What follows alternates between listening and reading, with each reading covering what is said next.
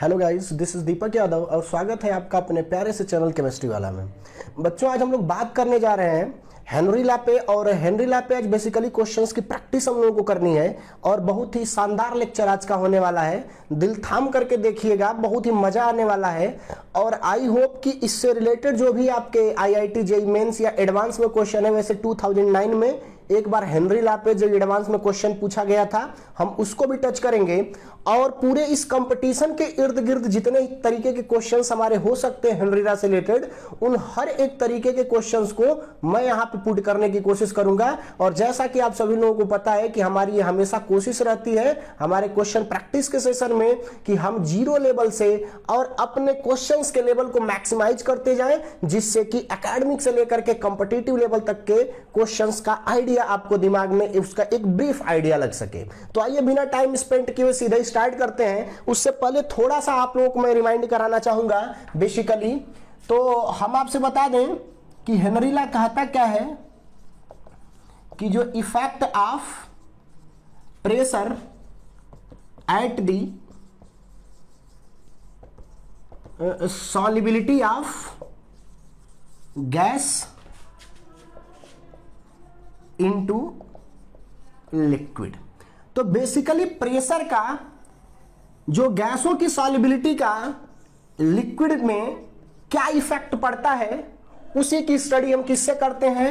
Henry ला के द्वारा।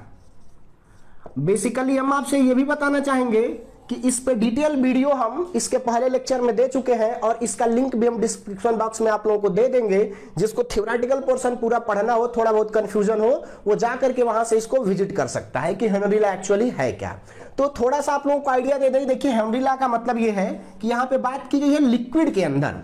तो हमने किया क्या कि यहाँ पे कंटेनर में एक लिक्विड ले लिया है, हमने कोई लिक्विड ले रखा है और हमने मान रखा है कि ऑक्सीजन गैस और अमोनिया गैस, ये दो तरीके की गैसें हैं जो इस लिक्विड की सरफेस पे प्रेशर लगा रहे हैं। ठीक है, अब हम ये कहना चाहते हैं कि इस ऑक्सीजन के द्वारा लगाया गया पार्शियल प्रेशर, ध्यान रहे कि ये partial pressure at the surface of liquid वो है P(O2) और अमोनिया गैस के द्वारा इस लिक्विड की सरफेस पे लगाया गया पार्शियल प्रेशर आपका है NH3। अच्छा, यदि आपसे मैं पूछूं सॉल्युबिलिटी का, बेसिकली जो हमारा मतलब होता है ना, मैं पहले ही बता चुका हूं कि किसी पर्टिकुलर अमाउंट ऑफ सॉल्वेंट में जितना ज्यादा अमाउंट ऑफ सॉल्यूट आपका प्रेजेंट होगा, उसकी सॉल्युबिलिटी उतनी ही ज्यादा होगी। आप खुद से सोच के देखिए कि इस सॉल्यूशन के अंदर जो गैस, जो सॉल्यूट जितना ज्यादा डिसॉल्व होगा, हम कहेंगे कि उसकी सॉल्युबिलिटी क्या है? उतनी ही ज्यादा है। अच्छा, अब इन दोनों लोगों की सॉल्युबिलिटी को चेक करना है, मतलब गैसों की सॉल्युबिलिटी, मतलब कितना ज्यादा गैस इस लिक्विड के अंदर क्या है? डिसॉल्व है। तो मुझे लग रहा है कि सबको आइडिया लग रहा होगा कि जिस गैस का प्रेशर ज्यादा होगा ना इस लिक्विड की सरफेस पे, वो गैस उतना ही ज्यादा इसमें डिसॉल्व होगी। जिस गैस का जितना ज्यादा प्रेशर होगा, यदि ऑक्सीजन का ज्यादा है तो ऑक्सीजन ज्यादा डिसॉल्व होगी, यदि अमोनिया का प्रेशर इसकी सरफेस पे ज्यादा है तो अमोनिया ज्यादा डिसॉल्व होगी। इसका मतलब क्या हो गया कि जो हमारी सॉल्युबिलिटी है ना, that is directly proportional to, ध्यान से देखिएगा, partial pressure applied by gas at the surface of liquid. ध्यान दीजिएगा, ये पहला स्टेटमेंट था हमारा हेनरी ला का कि जो सॉल्युबिलिटी ऑफ गैस है ना, वो पार्शियल प्रेशर पे, partial pressure applied by gas at the surface of liquid, liquid की सरफेस के ऊपर जो गैस जितना ज्यादा पार्शियल प्रेशर आपकी अप्लाई करेगी, वो उतना ही ज्यादा अमाउंट में इस लिक्विड के अंदर सॉल्युबल होगी। इसका मतलब उसकी सॉल्युबिलिटी क्या है? उतनी ही ज्यादा है। अच्छा, अगले ही क्षण इन्होंने बोला कि यदि हम ये आपसे पूछें कि किस गैस का अमाउंट सबसे ज्यादा होगा, इसका मतलब अमाउंट ऑफ गैस जिसका प्रेशर ज्यादा होगा वो उतना ही ज्यादा डिसॉल्व होगी इसके अंदर। इसका मतलब लिक्विड स्टेट में जो गैस का अमाउंट है ना, जिसका प्रेशर ज्यादा होगा, उसका अमाउंट भी क्या होगा? ज्यादा होगा। तो आप बेसिकली इसी से बोल सकते हैं कि जो अमाउंट ऑफ गैस है, और अमाउंट का यहां पे मतलब हम बता दें आपसे कि अमाउंट यहां पे हम लेंगे मोल फ्रैक्शन से।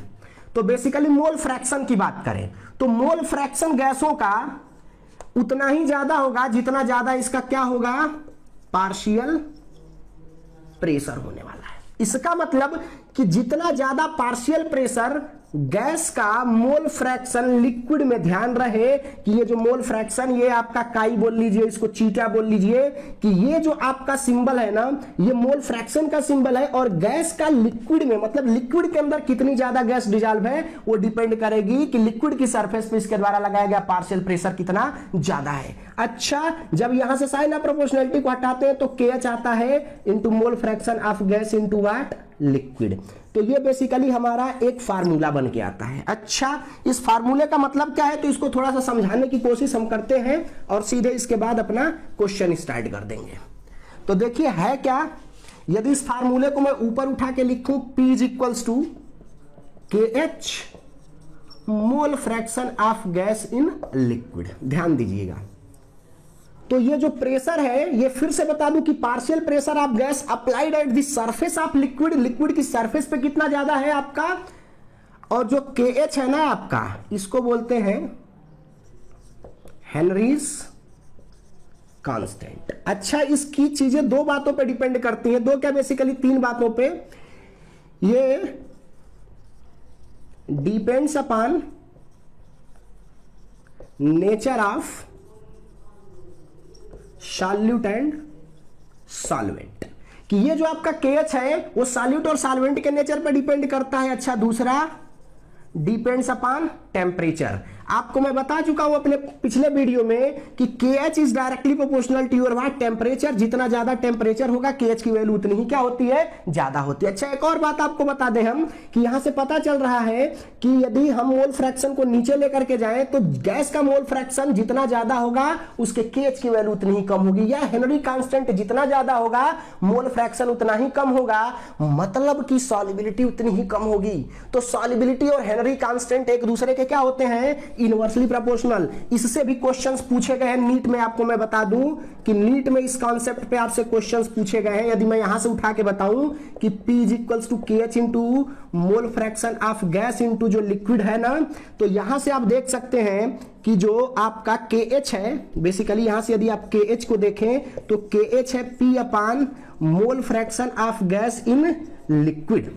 अब देखिए, गैस का मोल फ्रैक्शन जितना ज्यादा होगा हेनरी कांस्टेंट उतना ही कम होगा। तो यहां से ये पता चल रहा है कि KH is inversely proportional to what, mole fraction of gas. अच्छा, एक और बात पता है कि गैस का मोल फ्रैक्शन जितना ज्यादा होता है, इसका मतलब सॉल्युबिलिटी उतनी ज्यादा है। मतलब जितना ज्यादा अमाउंट में गैस आपका, गैस के मोल फ्रैक्शन इस लिक्विड के अंदर प्रेजेंट है, उसकी सॉल्युबिलिटी उतनी ज्यादा है। इसका मतलब हम ये बोल सकते हैं कि जो बेसिकली आपका हेनरी कांस्टेंट है ना, वो सॉल्युबिलिटी के भी क्या है, इनवर्सली प्रोपोर्शनल है। तो जिस गैस का हेनरी कांस्टेंट जितना ज्यादा होगा उसका मोल फ्रैक्शन लिक्विड स्टेट में उतना कम होगा और उसकी सॉल्युबिलिटी भी उतनी ही कम होगी। मैं फिर से बता रहा हूं कि ऐसे क्वेश्चंस नीट में कई बार पूछे गए हैं और आपको इस बात को हमेशा क्या रखना है, ध्यान रखना है। और दूसरा की पॉइंट हमारा ये है कि टेम्परेचर जितना ज्यादा होगा हेनरी कांस्टेंट की वैल्यू उतनी ज्यादा होगी, इसका मतलब सॉल्युबिलिटी उतनी ही क्या होगी, कम होगी। तो हाई टेम्परेचर पे हमने बता रखा है आप लोगों से कि एक्वेटिक लाइफ जो होते हैं उनकी सर्वाइवल थोड़ी कम हो जाती है, वीक हो जाती है, क्योंकि ज्यादा टेम्परेचर होगा, सॉल्युबिलिटी ऑफ ऑक्सीजन गैस कम होगी, और जब solubility of oxygen gas liquid में कम होगी तो उनको सर्वाइव करने में एक्वेटिक लाइफ को क्या होती है, दिक्कत आती है। तो ये क्वेश्चन आपसे पूछा जाता है, मैंने पहले वाले वीडियो में भी आपको इसको एक्सप्लेन कर रखा है। आइए अब सीधे सीधे क्वेश्चन से स्टार्ट करते हैं हम। आई होप कि बड़ा मजा आ रहा होगा। और इतना बेटा मैं बता दूंगा आप सभी लोगों से, यदि ईमानदारी से आप लोग देख रहे हैं, नोट्स बना रहे हैं, तो मैं गारंटी तो नहीं लूंगा, लेकिन इतना जरूर मैं कहूंगा कि आपको इसी के इर्द गिर्द आने वाले आपके अपकमिंग कॉम्पिटिटिव एग्जाम्स में या फिर आप एकेडमिक में भी बोल सकते हैं, आपको क्वेश्चंस मिलेंगे। डाटा चेंज हो सकता है बट कॉन्सेप्ट आपका बिल्कुल सेम रहने वाला है। अब देखिए, एक क्वेश्चन हमारे पास है, बड़ा खूबसूरत क्वेश्चन। क्वेश्चन ये कह रहा है कि the value of KH of CH4 gas into benzene, मतलब C6H6 at 298 केल्विन इज, ये दिए रखा है आपको 4.27 इंटू 10 की पावर 5 मिलीमीटर Hg। आपको मैं बता दूं कि जो kH होती है उसकी यूनिट आपकी इस प्रेशर की ही यूनिट होती है। अच्छा, कह रहा है कि find out the solubility of methane gas into benzene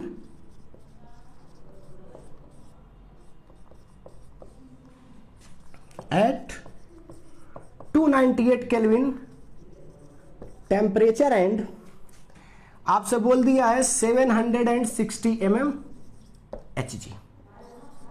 तो आपको 760 mm Hg प्रेशर पे 298 केल्विन टेम्परेचर पे आपको मीथेन गैस के लिए जो हेनरी कांस्टेंट है KH दे रखा है और आपसे पूछ रहा है कि फाइंड आउट दी सॉल्युबिलिटी। सॉल्युबिलिटी आपको फाइंड आउट करना है। आपको इस मीथेन गैस का प्रेशर दे रखा है और मीथेन गैस के लिए जो हेनरी कांस्टेंट है आपका 298 केल्विन पे ये दे रखा है। तो सॉल्युबिलिटी आपसे पूछ रहा है, मीथेन आपकी एक गैस है, बेंजीन आपका लिक्विड है। इसका मतलब गैस की सॉल्युबिलिटी इन लिक्विड, गैस की जो सॉल्युबिलिटी है ना किसमें, इनटू लिक्विड में। और लिक्विड में यदि गैसों की सॉल्युबिलिटी की बात की जाए तो इसके लिए यूज करना पड़ता है हेनरी लॉ। और हेनरी लॉ आपका जो है वो बताता है P is equals to KH into mole fraction of gas into what, liquid. अच्छा, यदि सॉल्युबिलिटी की बात करें तो सॉल्युबिलिटी होती क्या है, तो सबसे पहले ये जान लीजिए, सॉल्युबिलिटी का मतलब होता है ना कि कितना मैक्सिमम अमाउंट ऑफ सॉल्यूट, मतलब गैस प्रेजेंट है आपका किसी सॉल्वेंट के अंदर, किसी लिक्विड के अंदर।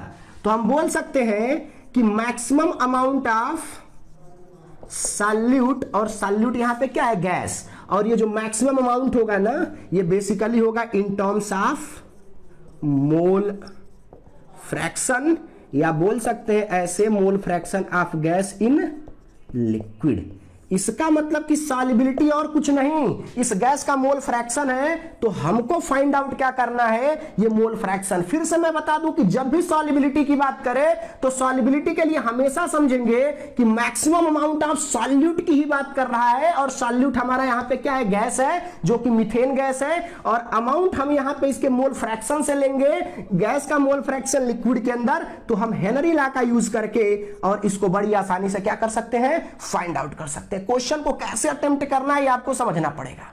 अभी तो चलिए हेनरी लॉ चल रहा है तो सबको पता है कि हेनरी लॉ लगाएंगे, लेकिन बाद में जब ये क्वेश्चंस आपके पास आएंगे तो कैसे अटेम्प्ट करेंगे, तो आपको समझना पड़ेगा कि मीथेन गैस आपका एक गैस है, बेंजीन लिक्विड है। तो गैस की लिक्विड में यदि सॉल्युबिलिटी की बात कर रहा है, आपको हेनरी कांस्टेंट दे रखा है, तो हेनरी लॉ का आपको क्या करना पड़ेगा, यूज करना पड़ेगा। अच्छा, अब देखिए आपको प्रेशर की बात करें तो प्रेशर को चूंकि दे रखा है mmHg में और यहां पे हेनरी कांस्टेंट को भी, तो प्रेशर को चेंज करने की जरूरत नहीं है। मैं यहीं पे आपको हिंट दे दूं कि कई बार हेनरी कांस्टेंट का प्रेशर कुछ और दिया रहता है और जो आपका पार्शियल प्रेशर ऑफ गैस है कुछ और दिया रहता है। तो गलती मत करना, वहां पे आपको यूनिट कन्वर्जन करके एक ही सिस्टम में रखना पड़ेगा। तो यहां पे सेम सिस्टम में दे रखा है तो बड़ी अच्छी बात है। अब चलिए वैल्यू सीधे हम पुट कर दें, तो यदि हम यहां पे पुट कर दिए 760 mmHg, यहां पे हमने रख दिया 4.27 इंटू 10 की पावर 5 और इंटू ये हो गया मोल फ्रैक्शन ऑफ गैस। और यहां पे गैस बेसिकली क्या है आपकी, मीथेन, और वो भी किसमें, आपकी लिक्विड में। तो हमको यहां से मिलेगा कि जो मीथेन का मोल फ्रैक्शन है वो आने वाला है 760 अपान 4.27 इंटू 10 की पावर 5। ये फिर आगे चला जाएगा 760 अपान 4.27 इंटू 10 की पावर ये -5। अच्छा, यदि मैं यहां से देखूं तो आप इसको ऐसे भी लिख सकते हैं 7.6 इंटू 10 की पावर -3। यहां से आप 10 की पावर 2 को कॉमन लिए तो ये डेसिमल आपका 2 पोजीशन इधर चला आया, ये -5 प्लस का 2 माइनस का 3 और अपानी हो गया आपका 4.27।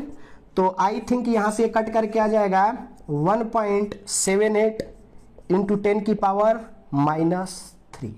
तो आपको यहां से जो इसका मोल फ्रैक्शन आ गया वो मिल रहा है आपको 1.78 इंटू 10⁻⁻3। ये रहा आपका मोल फ्रैक्शन ऑफ मीथेन गैस। तो मीथेन गैस का मोल फ्रैक्शन बोल लीजिए, चाहे मीथेन गैस की सॉल्युबिलिटी बोल लीजिए, तो मीथेन गैस की सॉल्युबिलिटी या मीथेन गैस का मोल फ्रैक्शन आपको मिल चुका है 1.78 इंटू 10⁻⁻3। तो आई होप कि ये पूरा का पूरा क्वेश्चन आपके समझ में आया होगा। यदि किसी को कोई दिक्कत हो तो कमेंट सेक्शन में जाकर के आप जरूर पूछ लीजिएगा, लेकिन इत्मीनान से करिएगा। एक और आपसे बात बता दें कि जब भी आपको मैं यहाँ पे कोई क्वेश्चन लिख के दूं ना, तो पॉज करके खुद से ट्राई करने की कोशिश करें, और फिर उसके बाद जब हम सॉल्यूशन देंगे तो आप अपने सॉल्यूशन से मैच कराइए, उसके बाद जबरदस्त मजा आएगा आपको। तो ये काम आप हमेशा करिए, खुद से चीजों को एक्सप्लोर करिए। हमारे से सिलेक्शन आप लोगों का कभी नहीं हो सकता है, आपका सिलेक्शन होगा खुद की वजह से। टीचर का जो कंट्रीब्यूशन होता है ना बेटा, मैं बता दूं आपसे 4 से 5% का होता है। यदि टीचर का कंट्रीब्यूशन होता है इतना ज्यादा, तो एक क्लास के सभी बच्चे हमेशा आईआईटी में, नीट में सेलेक्ट हो जाते, जितनी शायद सीटें भी नहीं है आपके पास। तो आपकी मेहनत पे डिपेंड करेगा कि आपको कितना आगे जाना है। जितना आगे जाना है उतनी कड़ी मेहनत कीजिए।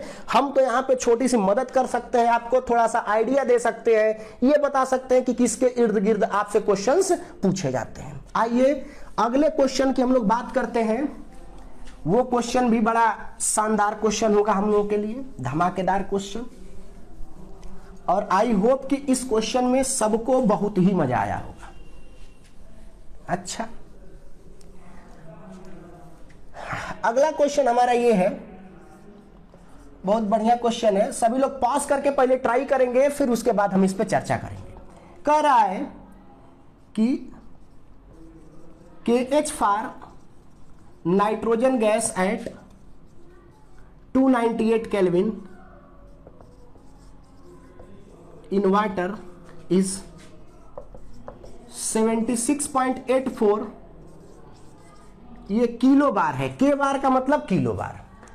कह रहा है कि if nitrogen gas is bubbled out through water at 298 kelvin. तो कह रहा है कि find out the millimoles of nitrogen gas present in या डिजॉल्व इन 1 लीटर वाटर। ठीक है, कह रहा है कि assuming that the partial pressure of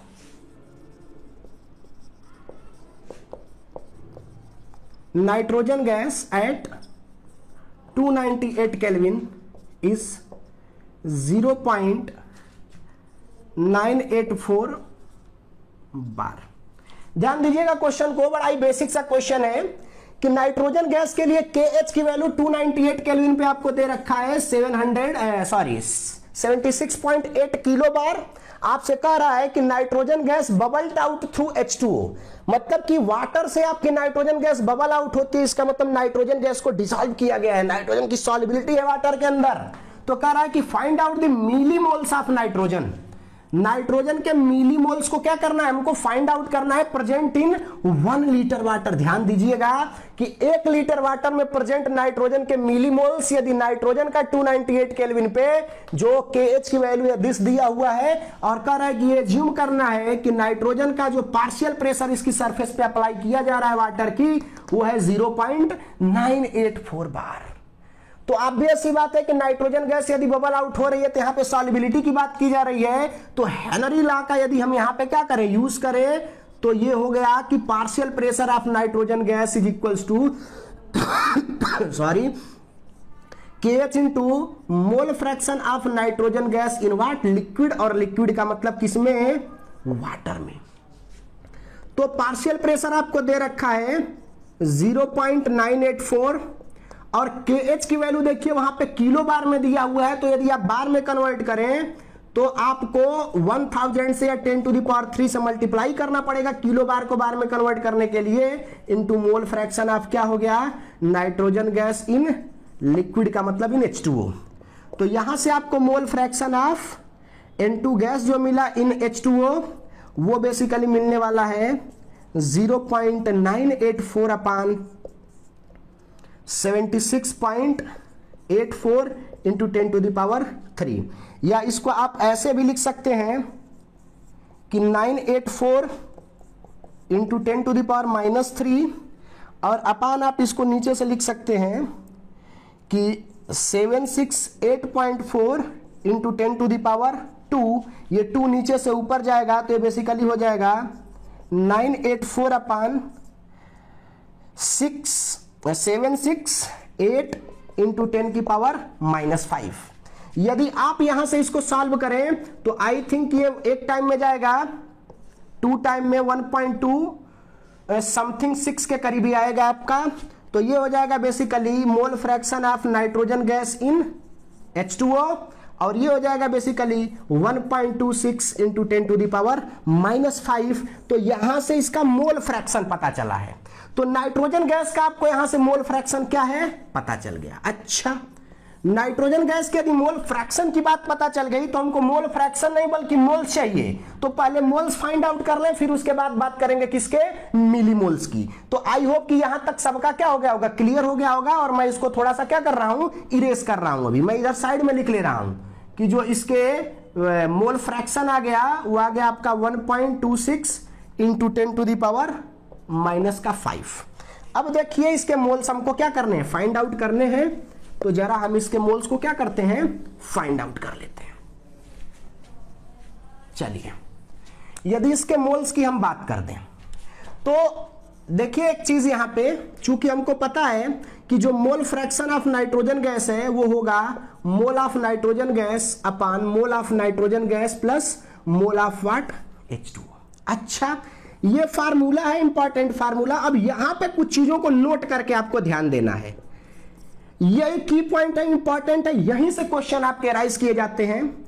ध्यान दीजिएगा कि बाय एक्सपेरिमेंट यह क्लियर है कि जो सॉल्यूशन होता है ना ऑफ गैस इनटू लिक्विड, ठीक है, is very dilute, is very dilute. Very dilute का मतलब यह होता है कि जो मोल्स ऑफ गैस है ना वो मोल्स ऑफ लिक्विड से बहुत ही कम होता है। इस बात का ध्यान दीजिएगा कि बाय एक्सपेरिमेंट ये क्लियर है कि जो गैसों का लिक्विड में सॉल्यूशन होता है वो बहुत डाइल्यूट, मतलब कि कितनी ज्यादा गैसें आपके कितने अमाउंट्स लिक्विड में प्रेजेंट हो सकती हैं। तो जितना लिक्विड का मोल होता है उसके रिस्पेक्ट में गैसों के मोल्स बहुत कम होते हैं। तो गैसों के मोल्स जो हैं लिक्विड के मोल्स से बहुत कम होने के कारण गैसों के मोल्स को हम क्या कर सकते हैं, नेग्लिजिबल मान सकते हैं। इसका मतलब कि नाइट्रोजन हमारी यहां पे क्या है, गैस है, और H2 हमारा क्या है, लिक्विड है। तो हम इसको नेग्लिजिबल मान के नीचे यहां पे क्या कर सकते हैं, इसके कंपेयर में जीरो। कुछ लोग कहेंगे कि इसको क्यों नहीं मान रहे हैं, तो हम इसको इसके कंपेयर में हम जीरो माने। जैसे मैं कहूं कि 0.001 आ रहा है और ये आपका 50, तो 0.001 को यदि 50 में ऐड भी कर देंगे ना तब भी इस पूरी वैल्यू के ऊपर कोई प्रभाव पड़ने वाला नहीं है। तो हम इस गैस के मोल को लिक्विड के रिस्पेक्ट में नेग्लिजिबल मान ले रहे हैं, जीरो, ऊपर हमको नहीं मानना है क्योंकि हम रिस्पेक्ट नहीं ले रहे हैं। तो ये फार्मूला बेसिकली हमारा हो गया N2 गैस अपान यहां पे हो गया H2O मतलब लिक्विड। और ये है हमारा इंपॉर्टेंट फार्मूला, इसको ध्यान दीजिएगा। क्वेश्चन की प्रैक्टिस में जब भी मोल्स की बात की जाए तो नीचे से गैसों के मोल को हटा करके केवल और केवल क्या करना है, आपको लिक्विड का मोल रखना है। चूंकि यहां पे लिक्विड आपका H2O था इसलिए बात की जाएगी किसकी, H2O की। की पॉइंट क्वेश्चन का। अब मैं जरा सा इसको क्या करता हूं, इरेज करता हूं। अब सीधे सीधे वैल्यूज पुट करें। अब देखिए हमको यही तो फाइंड आउट करना है, मोल्स ऑफ नाइट्रोजन गैस। अब हमको मोल्स ऑफ H2O भी नहीं दिया हुआ है, लेकिन इतना दिया हुआ है कि 1 लीटर वाटर। याद करिए वो दिन कंसंट्रेशन टर्म आपकी मोलैरिटी, और 1 लीटर वाटर की जो मोलैरिटी होती है ना हम आपको अपने कंसंट्रेशन टर्म वाले लेक्चर में पढ़ा चुके हैं, और नहीं तो आने वाली वीडियो में हम आपको दे देंगे कि 1 लीटर वाटर की जो मोलैरिटी होती है वो होती है 55.55 m। इसका मतलब क्या है कि 55.55 m का मतलब कि 55.55 मोल्स पर लीटर। इसका मतलब कि 1 लीटर जो H2O है ना वो 55 मोल्स H2O को क्या करता है, कंटेन करता है। तो आप बोल सकते हैं 1 लीटर वाटर का मतलब कि इसमें वाटर के कितने मोल्स हैं, तो 55.55 मोल्स प्रेजेंट है। ये मोलैरिटी वाले चैप्टर में आपको सॉरी चैप्टर के हम टॉपिक में पढ़ा चुके हैं, आप देख सकते हैं जा करके। तो आप इसको याद भी रख लीजिए, केमिकल इक्विलिब्रियम में जब आयनिक इक्विलिब्रियम की बात की जाती है तब भी आपको वाटर की मोलैरिटी 55.55 दी जाती है। इसका मतलब कि अब जो वाटर के मोल्स है 1 लीटर H2O में वो 55.55 है, तो हम यहां पे पुट कर देंगे 55.55, और ये आपको दिया हुआ था 1.26 इंटू 10⁻⁻5। अब इसको जरा इधर लेकर के आएंगे तो मोल्स ऑफ नाइट्रोजन गैस हो जाएगा 1.26 इंटू 10⁻⁻5 इंटू 55.55, और ये जो वैल्यू आएगी लगभग आएगी 0.716 इंटू 10⁻³ मोल्स। अब इसको यदि मिली मोल्स में कन्वर्ट करना है तो मिली मोल्स में कन्वर्ट करने के लिए आपको इसको मल्टीप्लाई करना पड़ेगा 10⁻³ से। तो आ जाइए, ये तो हो गए इतने मोल्स, तो नाइट्रोजन के मोल्स इतने हो गए। अब यदि मिली मोल्स की बात करें तो जो नाइट्रोजन के मिली मोल्स की यदि हम बात कर लें,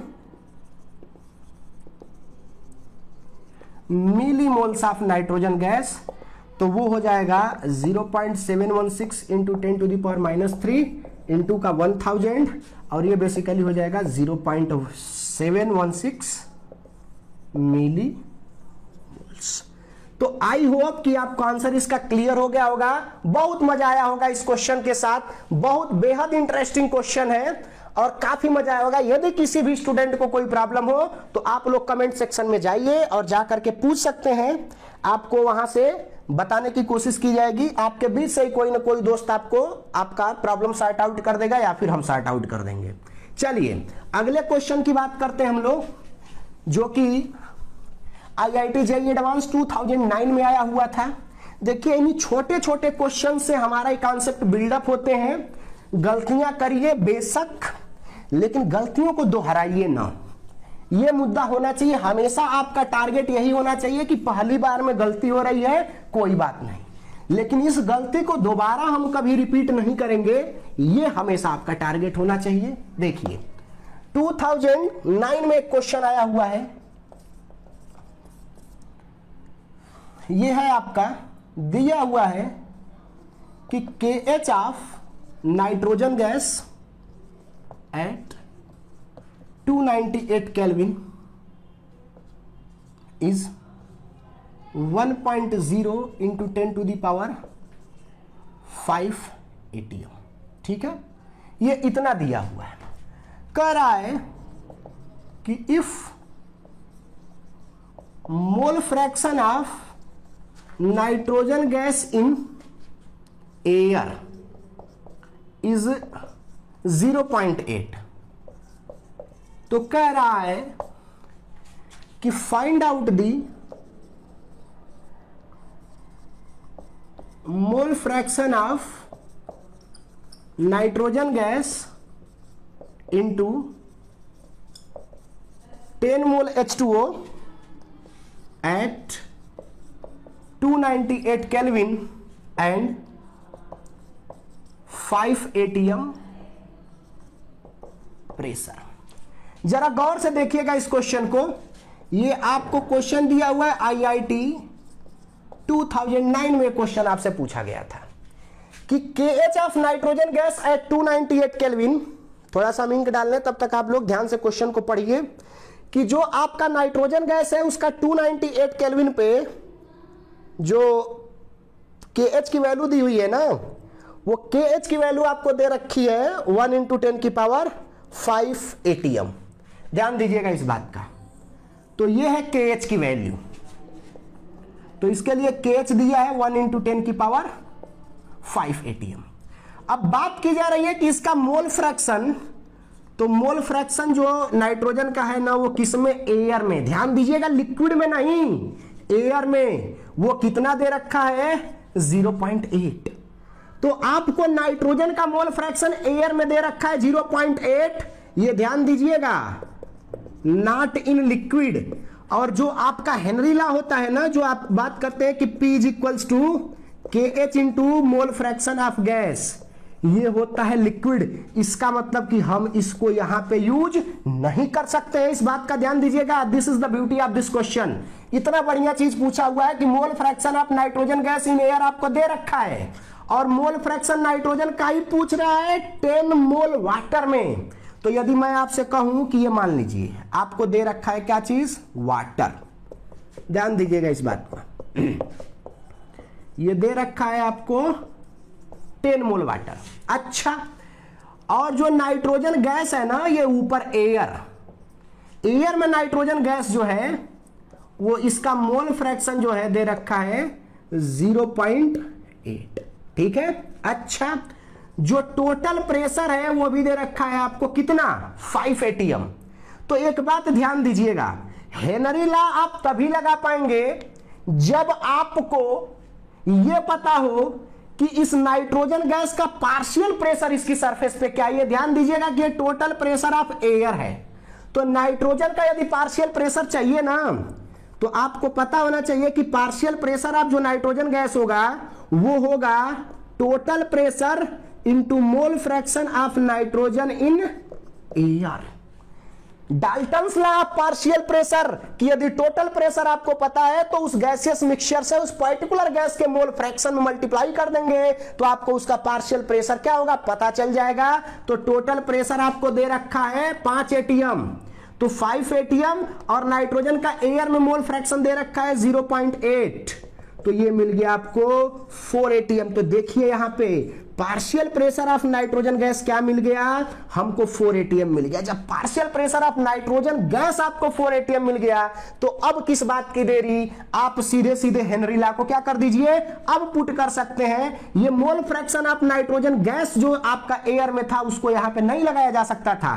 तो अब देखिए हम क्या करेंगे, सीधे सीधे अब अप्लाई कर देंगे, P is equals to KH into mole fraction of nitrogen gas. P की वैल्यू आ गई है 4, KH की वैल्यू दे रखा है 1 इंटू 10 की पावर 5, और हमको यहां से नाइट्रोजन का ही मोल फ्रैक्शन चाहिए इन लिक्विड वाटर, तो हमको यहां से इसका मोल फ्रैक्शन जो है मिल जाएगा 4/10 की पावर 5, मतलब 4 इंटू 10 की पावर -5। ये है आपका आंसर। तो मुझे लग रहा है कि बड़ा ही बखूबी आपको समझ में आया होगा कि यहाँ पे KH दे रखा था, इसका मोल फ्रैक्शन जो है एयर में दे रखा था, तो एयर के मोल फ्रैक्शन से टोटल प्रेशर में मल्टीप्लाई करके सबसे पहले लिक्विड की सरफेस पे नाइट्रोजन का पार्शियल प्रेशर हमने फाइंड आउट किया, और फिर उसके बाद से हेनरी लॉ में क्या किया हमने, हेनरी इक्वेशन में यूज कर दिया, तो हमको यहाँ से मोल fraction of nitrogen gas into किसमें मिल गया, लिक्विड में। ये फार्मूला हमारा होता है किसके लिए, लिक्विड के लिए। तो यही आपका बढ़िया क्वेश्चन था, थोड़ा सा इसमें डाल्टन्स लॉ पार्शियल प्रेशर को यूज करके नाइट्रोजन का पार्शियल प्रेशर फाइंड आउट करना था 5 atm टोटल प्रेशर पे। आई होप कि बड़ा ही मजा आया होगा आपको। अब आपको इसका प्रैक्टिकल एप्लीकेशन थोड़ा सा हम बता देते हैं कि इसका प्रैक्टिकल एप्लीकेशन क्या है। तो सभी लोग हेडिंग लगा लेंगे, practical application of Henry law. तो इसका एप्लीकेशन, तो देखिए इसका एप्लीकेशन बहुत बढ़िया बढ़िया एप्लीकेशन है। आप सभी लोगों ने कार्बोनेटेड वाटर की बोतल देखा होगा जिसको हम बोलते हैं बेसिकली सोडा वाटर, ठीक है। आप सबको पता होगा कि जो सोडा वाटर की बोतल होती है ना, इसको देखिएगा कि ऊपर से कैप लगा करके और इसको क्या किया जाता है, फिल किया जाता है हाई प्रेशर पे, और जैसे ही हम इसका अंदर का प्रेशर क्या होता है, हाई प्रेशर होता है। तो सबको पता है कि हाई प्रेशर पे solubility of CO2 gas is maximum, या कोई सी भी गैस हो, यदि आपका प्रेशर जितना ज्यादा है, आपको पता है कि P इज इक्वल्स टू, या P is directly proportional to mole fraction of gas. Gas का प्रेशर जितना ज्यादा है उसका मोल फ्रैक्शन भी उतना ही क्या होगा, ज्यादा होने वाला है, तो उतनी ही ज्यादा कार्बन डाइऑक्साइड इसमें क्या है आपकी डिसॉल्व है। अच्छा, जैसे ही कैप को हम क्या कर देते हैं, ओपन कर देते हैं, वैसे ही कार्बन डाइऑक्साइड गैस आपकी बबल आउट होने लगती है। और ये जो कार्बन डाइऑक्साइड गैस है ना, ये कहां भागने लगती है, ऊपर की तरफ। क्यों? क्योंकि बाहर जो आपका प्रेशर है ना वो क्या है, लो है। और लो प्रेशर का मतलब कि जो सॉल्युबिलिटी है ना वो भी क्या है आपकी लो हो गई। और सॉल्युबिलिटी लो होने का मतलब कि अब कार्बन डाइऑक्साइड गैस जो है ना वो लिक्विड में डिसॉल्व कम रह पाएगी, और कम रहने के पाने के कारण ये कार्बन डाइऑक्साइड गैस क्या हो गई, इज बबल आउट। ठीक है, ये कार्बन डाइऑक्साइड गैस आपकी कार्बोनेटेड वाटर के बॉटल से क्या हो जाती है, बाहर निकल जाती है जैसे ही हम इसको हटाते हैं। आपने देखा होगा हिला करके जैसे ही हम उसको खोलते हैं तो हाई प्रेशर पे कार्बन डाइऑक्साइड गैस जो होती है, प्रेशर कम हो जाने के कारण सॉल्युबिलिटी घटती है, और सॉल्युबिलिटी घटती है तो कार्बन डाइऑक्साइड गैस आपका लिक्विड को छोड़ के क्या हो जाती है, बाहर निकल जाती है। तो पहला एप्लीकेशन आपसे पूछा जाता है कि why carbon dioxide gas is bubble out when the cap of carbonated water bottle open. जब इसको ओपन करते हैं तो क्यों carbon dioxide gas bubble out होती है, क्योंकि हाई प्रेशर पे सॉल्युबिलिटी उसकी घट जाती है, प्रेशर कम होता है तो सॉल्युबिलिटी इसकी क्या हो जाती है, घट जाती है। अच्छा, दूसरा एप्लीकेशन आपको बता दें कि ऑक्सीजन और जो आपका हीमोग्लोबिन होता है, ये लंग्स के अंदर ना हाई प्रेशर पे आपकी ऑक्सीजन गैस लंग्स के अंदर हीमोग्लोबिन से मिलकर के और ये बनाती है आपकी ऑक्सी हीमोग्लोबिन। ठीक है, लंग्स के अंदर ध्यान दीजिएगा इस बात का कि ऑक्सीजन जो होती है वो हाई प्रेशर पे होती है, और प्रेशर ज्यादा होने के कारण हीमोग्लोबिन के साथ मिलकर के क्या करती है, कार्बोक्सी हीमोग्लोबिन बनाती है। अच्छा, तो ये किसमें है आपका, इन लंग्स में। ठीक है, पहली बात। अच्छा, दूसरी बात आपको बता दें कि जब ये आपकी ऑक्सी हीमोग्लोबिन जो है ना ये आपकी टिश्यूज में जाती है, टिश्यूज के अंदर, तो आपको बता दें कि partial pressure of O2 is very low. तो टिश्यूज के अंदर जो ऑक्सीजन गैस का पार्शियल प्रेशर होता है बहुत ही कम हो जाता है, जिसके कारण आपकी ऑक्सीजन गैस और हीमोग्लोबिन क्या हो जाते हैं, टूट जाते हैं, और ऑक्सीजन गैस ब्रेक्स, या ऐसे बोल सकते हैं कि oxy haemoglobin breaks into oxygen gas and used in metabolic process या मेटाबॉलिक एक्टिविटी। ठीक है, ये मेटाबॉलिक एक्टिविटीज आपकी होती है टिश्यूज के अंदर एनर्जी वगैरह को मेंटेन करने के लिए। तो आपको पता होना चाहिए कि लंग्स के अंदर ऑक्सीजन गैस जो होती है उसका प्रेशर हाई होने के कारण हीमोग्लोबिन के साथ मिलकर के ब्लड के अंदर, ये किसके अंदर, ब्लड के अंदर ये बना लेता है आपका ऑक्सी हीमोग्लोबिन। और जैसे ही ऑक्सी हीमोग्लोबिन आपका टिश्यूज के अंदर जाता है तो पार्शियल प्रेशर ऑक्सीजन गैस का बहुत कम होने के कारण ये आपका जो ऑक्सी हीमोग्लोबिन है वो ब्रेक्स इनटू ऑक्सीजन गैस में टूट जाता है और used into metabolic process, metabolic activities में इनका क्या होता है, यूटिलाइजेशन होता है। तो ये देखिए हेनरी लॉ के अकॉर्डिंग सब कुछ हो रहा है। अच्छा, अगला आपको बता दें इसका यूज। अगला जो इसका यूज है वो बहुत ही बढ़िया इसका यूज है। तीसरा, आप सबको पता है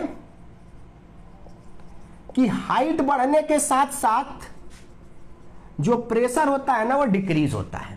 तो यदि मान लीजिए कोई इंसान है जो स्पीड पे चला गया है तो प्रेशर डिक्रीज होने के कारण जो solubility of oxygen gas into blood है ना वो क्या होने लगता है, डिक्रीज होने लगता है। और डिक्रीज होने के कारण इंसान में एक एलिमेंट आ जाता है जिसको हम नाम देते हैं एनॉक्सिया का। और एनॉक्सिया का मतलब आप सीधे सीधे ऐसे समझ लीजिए कि मैडनेस हो जाती है उसके अंदर, थोड़ा सा इंसान पगलाने लगता है, उसके अंदर टायर्डनेस आ जाती है, सोचने समझने की क्षमता थोड़ी क्या होने लगती है, कम। वैसे भी सोच सकते हैं कि जब आपके ब्लड में ऑक्सीजन गैस कम होगी ना तो दिक्कत होगी आपको। तो इसलिए एनॉक्सिया की वहां पे शिकायत होती है। तो जब भी आप हाइट पे जाते हैं तो प्रेशर घटने के कारण ऑक्सीजन की आपके ब्लड के अंदर सॉल्युबिलिटी कम हो जाने के कारण आप एनॉक्सिया का शिकार हो जाते हैं। आपके अंदर टायर्डनेस, आपके अंदर मैडनेस आ सकती है, आपको दिक्कत आ सकती है। अच्छा, ऐसे ही हम आपसे चौथा इसका एप्लीकेशन बता दें कि यदि आप जो सी ड्राइवर्स होते हैं, सी ड्राइवर्स, वो अपने साथ ना एक पंप लेके जाते हैं, एक सिलेंडर लेके जाते हैं। इस सिलेंडर के अंदर जो होता है आपका ऑक्सीजन गैस और नाइट्रोजन गैस भरे होते हैं। अच्छा, डेप्थ पे नीचे आने से ना प्रेशर बढ़ता है, और प्रेशर बढ़ता है आपका तो आपकी सॉल्युबिलिटी भी क्या होती है, बढ़ती जाती है। तो इसका मतलब कि ऑक्सीजन की तो जो सॉल्युबिलिटी है ना इन ब्लड, वो बढ़ जाती है, और फिर ऑक्सीजन ब्लड में सॉल्युबल हो करके और वो यूटिलाइज हो जाता है मेटाबॉलिक प्रोसेसेस वगैरह में, लेकिन नाइट्रोजन गैस यूटिलाइज नहीं हो पाती है। और जैसे ही आपके सी ड्राइवर्स नीचे से ऊपर आते हैं, प्रेशर घटने के कारण आपका नाइट्रोजन गैस की सॉल्युबिलिटी कम होती है, और वो ब्लड के साथ जब ब्लड से बाहर निकलती है ना तो पैचेज के साथ आती है और बड़ा पेन होता है। जब आपकी ब्लड से नाइट्रोजन गैस बाहर निकलती है, क्योंकि नीचे से ऊपर आएंगे, तो होता क्या है आपका कि प्रेशर घटता है, और घटने के कारण गैसों की सॉल्युबिलिटी कम होती है। ऑक्सीजन गैस तो यूटिलाइज हो चुकी है मेटाबॉलिक एक्टिविटीज में, लेकिन बची हुई नाइट्रोजन गैस जैसे ही आपके ब्लड से बाहर निकलती है वैसे ही बड़ा ही आपको पेन देती है। तो आई होप इसको बोलते हैं डिप्रेस्ड सिकनेस, इसको डिप्रेस्ड सिकनेस का भी नाम देते हैं, डीकंप्रेसिव सिकनेस का नाम देते हैं। तो ये रहे कुछ इसके एग्जांपल्स। आई होप कि बड़ा मजा आया होगा आपको इस हेनरी लॉ के साथ, इसके एप्लीकेशन के साथ, और अगले वीडियो का आप लोग इंतजार कीजिए, बहुत धमाकेदार कंटेंट आप लोगों के साथ लेके आने वाले हैं। डेफिनेटली आप लोगों को इंप्रूवमेंट दिखेगा मेरी डेली की वीडियोज में। बने रहिए अपने इस प्यारे से चैनल केमिस्ट्री वाला के साथ। Thank you.